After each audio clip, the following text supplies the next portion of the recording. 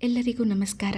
ಇಂದಿನ ಈ ವಿಡಿಯೋನಲ್ಲಿ SEP ಸೆಕೆಂಡ್ ಸೆಮ್ BCA ಮಕ್ಕಳ ಕನ್ನಡ ಪಠ್ಯಪುಸ್ತಕದಲ್ಲಿ ಇಡಲಾಗಿರುವಂತಹ ನನ್ನೂರಿಗೆ ಮನುಷ್ಯರನ್ನು ಹುಟ್ಟಿಸಿ ಕಳಿಸು ಈ ಕವಿತೆಯ ಸಾರಾಂಶವನ್ನು ತಿಳಿಸೋದಕ್ಕೆ ಪ್ರಯತ್ನ ಪಡ್ತಾ ಇದ್ದೀನಿ. ಈ ಕವಿತೆಯನ್ನು ಬರೆದಿರೋರು ಫಾತಿಮಾ ರಲಿಯಾ ಅನ್ನೋರು.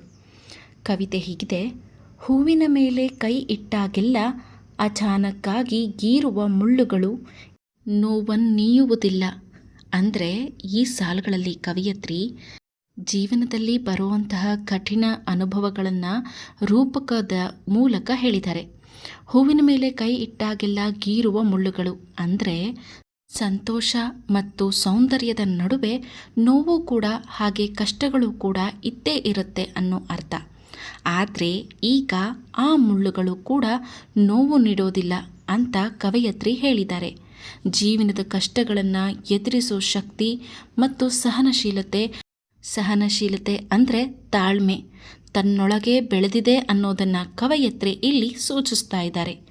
ಮುಂದಿನ ಸಾಲುಗಳಲ್ಲಿ ನಿತ್ಯ ನರಕ ದರ್ಶನ ಪಡೆಯುವ ಖಾಲಿ ಕಣ್ಣುಗಳಿಗೆ ಮುಳ್ಳು ಹೂವಿನ ವ್ಯತ್ಯಾಸ ಗೊತ್ತಾಗುವುದಾದರೂ ಹೇಗೆ? ಕವಯತ್ರಿ ಈ ಸಾಲುಗಳಲ್ಲಿ ದುಃಖದಿಂದ ತುಂಬಿರುವಂತಹ ಜೀವನವನ್ನು ಚಿತ್ರಿಸ್ತಾ ಇದ್ದಾರೆ. ಪ್ರತಿದಿನವೂ ಕಷ್ಟ, ನೋವು ಹಾಗೆ ಹಿಂಸೆಯನ್ನು ಅನುಭವಿಸೋ ಜನರ ಕಣ್ಣುಗಳು ಖಾಲಿಯಾಗ್ಬಿಟ್ಟಿವೆ. ಅವರಿಗೆ ಜೀವನದಲ್ಲಿ ಸಂತೋಷ ಅಂದರೆ ಹೂವಿನ ಪ್ರತೀಕ, ಹಾಗೆ ನೋವು. ಕವಯತ್ರಿ ಹೇಳಿರೋ ತಮ್ಮ ಸಾಲುಗಳಲ್ಲಿ ಇರುವಂತಹ ಹೂವು ಮತ್ತು ಹೂವನ್ನು ಸಂತೋಷಕ್ಕೆ ಹೋಲಿಸಿದ್ದಾರೆ, ಮುಳ್ಳನ್ನು ನೋವಿಗೆ ಹೋಲಿಸಿದ್ದಾರೆ.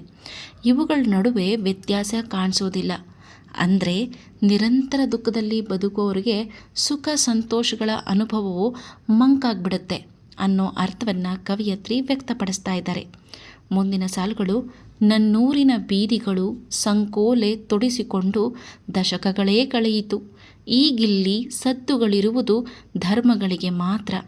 ಅಂದರೆ ಕವಯತ್ರಿ ಹೇಳ್ತಾರೆ, ಸಮಾಜದಲ್ಲಿರುವಂತಹ ಬಂಧನ ಮತ್ತು ಧಾರ್ಮಿಕ ವೈಷಮ್ಯವನ್ನು ಈ ಸಾಲುಗಳಲ್ಲಿ ಚಿತ್ರಿಸ್ತಾರೆ.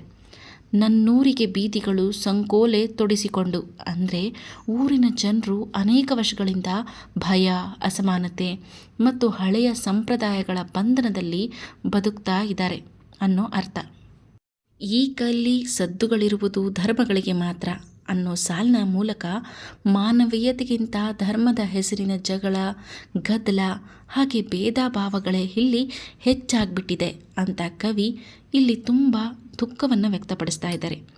ಮುಂದಿನ ಸಾಲುಗಳು: ಕಟ್ಟಿಯಿಂದ ಬೆಂಕಿ ಮತ್ತು ದೀಪ ಎರಡೂ ಹಚ್ಚಬಹುದು ಎನ್ನುವುದೆಲ್ಲ ಹಳೆಯ ಕ್ಲೀಶೆ.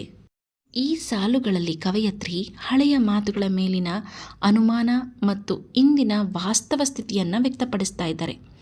ಕಟ್ಟಿಯಿಂದ ಬೆಂಕಿ ಮತ್ತು ದೀಪ ಎರಡನ್ನೂ ಕೂಡ ಹಚ್ಚಬಹುದು ಅನ್ನೋ ಮಾತು ಸಾಮಾನ್ಯವಾಗಿ ಒಳ್ಳೆಯದನ್ನು ಕೂಡ ಮಾಡಬಹುದು, ಕೆಟ್ಟದ್ದನ್ನು ಕೂಡ, ಅಂದರೆ ಎರಡನ್ನೂ ಮಾನವ ಮಾಡಬಹುದು ಅನ್ನೋ ಅರ್ಥವನ್ನು ಇಲ್ಲಿ ನೀಡುತ್ತೆ. ಆದರೆ ಕವಯತ್ರಿ ತಮ್ಮ ಸಾಲುಗಳಲ್ಲಿ ಹಳೆಯ ಕ್ಲೀಶೆ ಅನ್ನೋ ಪದವನ್ನು ಹೇಳಿದ್ದಾರೆ. ಇಂತಹ ಹಳೆಯ ನುಡಿಗಳು ಇಂದಿನ ಕಠಿಣ ಸಮಾಜದ ಸಮಸ್ಯೆಗಳಿಗೆ ಸಾಕಾಗೋದಿಲ್ಲ ಅನ್ನೋ ಅಭಿಪ್ರಾಯವನ್ನು ವ್ಯಕ್ತಪಡಿಸ್ತಾ ಇದ್ದಾರೆ. ಕವಯತ್ರಿ ಏನು ಹೇಳ್ತಾರೆ ಅಂದರೆ, ಬೆಂಕಿ ದೀಪ ಹಚ್ಚೋ ಕೆಲಸವನ್ನು ಕೂಡ ಮಾಡುತ್ತೆ, ಹಾಗೆ ಇಡೀ ಊರಿಗೆ ಬೆಂಕಿ ಹಚ್ಚೋ ಕೆಲಸ ಕೂಡ ಮಾಡುತ್ತೆ. ಮುಂದಿನ ಸಾಲುಗಳಲ್ಲಿ: ಇಲ್ಲಿ ತುರುಸಿನ ಸ್ಪರ್ಧೆ ಇರುವುದು ಬಡ ಅಮ್ಮಂದಿರ ಮಡಿಲು ಬರಿದುಗೊಳಿಸುವುದರಲ್ಲಿ ಮಾತ್ರ, ಗದ್ದುಗೆಗೆ ಒಂದಾದರೂ ದಾರಿ ಬೇಡವೇ? ಈ ಸಾಲುಗಳಲ್ಲಿ ಕವಯತ್ರಿ ರಾಜಕೀಯ ಹಾಗೂ ಸಮಾಜದ ಕ್ರೂರ ವಾಸ್ತವವನ್ನು ಟೀಕಿಸ್ತಾ ಇದ್ದಾರೆ. ಇಲ್ಲಿ ಅಧಿಕಾರ ಮತ್ತು ಗದ್ದುಗೆಗಾಗಿ ನಡೆಯುವಂತಹ ಸ್ಪರ್ಧೆಯಲ್ಲಿ ಬಡ ಜನರ, ವಿಶೇಷವಾಗಿ ಅಮ್ಮಂದಿರ ಜೀವನವೇ ನಾಶ ಆಗ್ತಾ ಇದೆ. ಗದ್ದುಗೆ ಅಂದರೆ ಅಧಿಕಾರ. ರಾಜಕೀಯದಲ್ಲಿ ಪ್ರತಿಯೊಬ್ಬರು ಕೂಡ ಸೀಟನ್ನು ಹಿಡಿಯೋದಕ್ಕೋಸ್ಕರ, ಕುರ್ಚಿಯ ಚುಕ್ಕಾಣಿಯನ್ನು ಹಿಡಿಯೋದಕ್ಕೋಸ್ಕರ ಒಬ್ಬರಿಂದೊಬ್ಬರು ಸ್ಪರ್ಧೆಯಲ್ಲಿ ಏರ್ಪಟ್ಟಿದ್ದಾರೆ.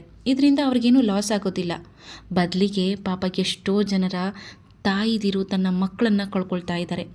ಬಡ ಅಮ್ಮಂದಿರ ಮಡಿಲು ಬರಿದುಗೊಳಿಸುವುದು ಅಂದರೆ ಯುದ್ಧ, ಹಿಂಸೆ ಅಥವಾ ರಾಜಕೀಯ ಕಾರಣಗಳಿಂದ ಅವರ ಮಕ್ಕಳನ್ನು ಕಳೆದುಕೊಳ್ಳುವಂತಹ ದುಃಖವನ್ನು ಸೂಚಿಸ್ತಾ ಇದ್ದಾರೆ. ಗದ್ದುಗೆಗೆ ಒಂದಾದರೂ ದಾರಿ ಬೇಡವೇ ಅನ್ನೋ ಪ್ರಶ್ನೆಯ ಮೂಲಕ ಅಧಿಕಾರ ಪಡೆಯೋದಕ್ಕೆ ನಿರಪರಾಧಿಗಳ ಬದುಕನ್ನೇ ಬಲಿಯಾಗಿಸೋದು ಸರಿನಾ ಅನ್ನೋ ಒಂದು ಪ್ರಶ್ನೆಯನ್ನು ಕವಯತ್ರಿ ಈ ಸಾಲುಗಳಲ್ಲಿ ಕೇಳ್ತಾ ಇದ್ದಾರೆ. ಮುಂದಿನ ಸಾಲುಗಳಲ್ಲಿ: ಬುದ್ಧಿವಂತರು ವಿದ್ಯಾವಂತರುಗಳೆಂಬ ತಲೆಭಾರದ ಕಿರೀಟಗಳೆಲ್ಲ ಸಾಕು. ದಯವಿಟ್ಟು ನನ್ನೂರಿಗೆ ಮನುಷ್ಯರನ್ನು ಹುಟ್ಟಿಸಿ ಕಳಿಸು ದೇವಾ. ಈ ಸಾಲುಗಳಲ್ಲಿ ಕವಯತ್ರಿ ಸಮಾಜದಲ್ಲಿ ಮಾನವೀಯತೆ ಕಡಿಮೆಯಾಗ್ತಿರುವಂತಹ ಬಗ್ಗೆ ನೋವು ವ್ಯಕ್ತಪಡಿಸ್ತಾ ಇದ್ದಾರೆ. ಬುದ್ಧಿವಂತರು ವಿದ್ಯಾವಂತರುಗಳೆಂಬ ತಲೆಬಾರದ ಕಿರೀಟಗಳೆಲ್ಲ ಸಾಕು ಅಂದರೆ ಕೇವಲ ಶಿಕ್ಷಣ, ಜ್ಞಾನ ಮತ್ತು ದೊಡ್ಡ ಹುದ್ದೆಗಳಿಗೆ ಸಾಕಾಗೋದಿಲ್ಲ ಅನ್ನೋ ಅರ್ಥ ಈ ಸಾಲುಗಳಲ್ಲಿದೆ. ಜನರಲ್ಲಿ ಮಾನವೀಯತೆ, ದಯೆ ಮತ್ತು ಪ್ರೀತಿ ಇರಬೇಕು ಅಂತ ಕವಯತ್ರಿ ಹೇಳ್ತಾರೆ. ಆದ್ದರಿಂದ ಅವರು ದೇವರನ್ನು ಪ್ರಾರ್ಥನೆ ಮಾಡ್ತಾ ಇದ್ದಾರೆ. ನನ್ನೂರಿಗೆ ಮನುಷ್ಯರನ್ನು ಹುಟ್ಟಿಸಿ ಕಳಿಸು ಅಂದರೆ ಏನು ಹೇಳ್ತಿದ್ದಾರೆ ಅಂದರೆ ಇಲ್ಲಿ ಮನುಷ್ಯರು ಅಂದರೆ ಕರುಣೆ, ಸಹಾನುಭೂತಿ ಇರುವಂತಹ ವ್ಯಕ್ತಿಯ ಗುಣ ಮತ್ತು ಒಳ್ಳೆ ಮನಸ್ಸುಳ್ಳುವಂತಹ ಜನರನ್ನು ಕಳಿಸು ಮೊದಲು. ಮುಂದಿನ ಸಾಲುಗಳಲ್ಲಿ ಕನಿಷ್ಠ ಪಕ್ಷ ನೆತ್ತರಿನ ಕಮಟು, ಬಣ್ಣ, ಮೂಗು ಕಣ್ಣೆಳಗೆ ಇಳಿಯದಂತೆ ಮಾಡು. ಉಸಿರಿರುವಷ್ಟು ಕಾಲ ತಣ್ಣಗೆ ಬದುಕುತ್ತೇನೆ. ಈ ಸಾಲುಗಳಲ್ಲಿ ಕವಯತ್ರಿ ಏನು ಹೇಳ್ತಾರೆ ಅಂದರೆ ಹಿಂಸೆ, ರಕ್ತಪಾತ ಮತ್ತು ಕ್ರೂರತೆಯಿಂದ ದೂರವಾಗಿರುವಂತಹ ಶಾಂತಿಯ ಬದುಕಿನ ಆಸೆಯನ್ನು ವ್ಯಕ್ತಪಡಿಸ್ತಾ ಇದ್ದಾರೆ. ನೆತ್ತರಿನ ಕಮಟು ಅಂದರೆ ರಕ್ತದ ದುರ್ವಾಸನೆ ಅಥವಾ ಹಿಂಸೆಯ ಭಯಾನಕ ದೃಶ್ಯ, ಅದು ಕಣ್ಣು ಮತ್ತು ಮನಸ್ಸಿಗೆ ತಟ್ಟದಂತೆ ಇರಲಿ ಅಂತ ಕವಯತ್ರಿ ದೇವರನ್ನು ಬೇಡ್ಕೊಳ್ತಾ ಇದ್ದಾರೆ. ಅಂದರೆ ಜೀವನದಲ್ಲಿ ದ್ವೇಷ, ಹಿಂಸೆ ಮತ್ತು ರಕ್ತಪಾತ ಕಾಣದೇ ಇರಲಿ ನನಗೆ. ತಾನು ಉಸಿರಿರೋವರೆಗೆ ಶಾಂತಿಯಿಂದ ಬದುಕನ್ನು ನಡೆಸಬೇಕು ಅಂತ ಕವಯತ್ರಿ ದೇವರನ್ನು ಪ್ರಾರ್ಥನೆ ಮಾಡ್ಕೊಳ್ತಾ ಇದ್ದಾರೆ. ಫಾತಿಮಾ ರಲಿಯಾ ಅವರು ಬರೆದಿರುವಂತಹ ನನ್ನೂರಿಗೆ ಮನುಷ್ಯರನ್ನು ಹುಟ್ಟಿಸಿ ಕಳಿಸು ಕವಿತೆಯ ಒಟ್ಟಾರೆ ಸಂದೇಶ ಹೇಳೋದಾದರೆ ಈ ಕವನದಲ್ಲಿ ಕವಯತ್ರಿ ಇಂದಿನ ಅಂದರೆ ಪ್ರೆಸೆಂಟ್ ಸಮಾಜದಲ್ಲಿ ಇರುವಂತಹ ಹಿಂಸೆ, ಧಾರ್ಮಿಕ ವೈಷಮ್ಯ, ರಾಜಕೀಯ ಸ್ವಾರ್ಥತೆಯಿಂದ ತುಂಬಿರುವಂತಹ ಜನಗಳು, ಮಾನವೀಯತೆಯ ಕೊರತೆ ಮತ್ತು ಜನರ ನೋವನ್ನು ತುಂಬ ತೀವ್ರವಾಗಿ ಚಿತ್ರಿಸಿದ್ದಾರೆ. ವಿದ್ಯೆ ಮತ್ತು ಬುದ್ಧಿವಂತಿಕೆ ಇದ್ದರೂ ಕೂಡ ಜನರಲ್ಲಿ ಕರುಣೆ ಕಡಿಮೆ ಆಗಿದೆ. ಪ್ರೀತಿ ಎಲ್ಲೂ ಕಾಣಿಸ್ತಾನೇ ಇಲ್ಲ. ದಯೆ ಅಂತೂ ಅದರ ಅರ್ಥನೇ ಕಳ್ಕೊಂಡ್ಬಿಟ್ಟಿದೆ. ಸ್ವಾರ್ಥದಿಂದ ತುಂಬಿರೋ ಈ ಸಮಾಜದಲ್ಲಿ ಒಬ್ರಿಗೊಬ್ರಿಗೆ ಸಹಾನುಭೂತಿ ಕಡಿಮೆ ಆಗಿಬಿಟ್ಟಿದೆ ಅನ್ನೋ ಒಂದು ದುಃಖವನ್ನು ಕವಯತ್ರಿ ಈ ಕವಿತೆಯಲ್ಲಿ ವ್ಯಕ್ತಪಡಿಸ್ತಾ ಇದ್ದಾರೆ. ಧರ್ಮ, ಅಧಿಕಾರ ತಮ್ಮ ಸ್ವಾರ್ಥಕ್ಕಾಗಿ ತುಂಬ ನಿರಪರಾಧಿಗಳನ್ನು, ಅವರ ಬದುಕನ್ನು ಹಾಳು ಮಾಡ್ತಾ ಇದ್ದಾರೆ. ಜನರು ಮಾನವೀಯತೆಯನ್ನು ಮರೆತು ಕಠೋರರಾಗ್ತಾ ಇದ್ದಾರೆ. ಅದರಿಂದ ಕವಯತ್ರಿ ದೇವರನ್ನು ಪ್ರಾರ್ಥಿಸ್ತಾ ಇದ್ದಾರೆ. ನಿಜವಾದ ಮನುಷ್ಯರನ್ನು ಅಂದರೆ ಪ್ರೀತಿ, ಶಾಂತಿ, ದಯೆ ಮತ್ತು ಸಹಬಾಳ್ವೆ ಹೊಂದಿರುವಂತಹ ಜನರನ್ನು ಈ ಲೋಕಕ್ಕೆ, ಈ ಪ್ರಪಂಚಕ್ಕೆ ಕಳಿಸು ಅಂತ ಬೇಡ್ಕೊಳ್ತಾ ಇದ್ದಾರೆ.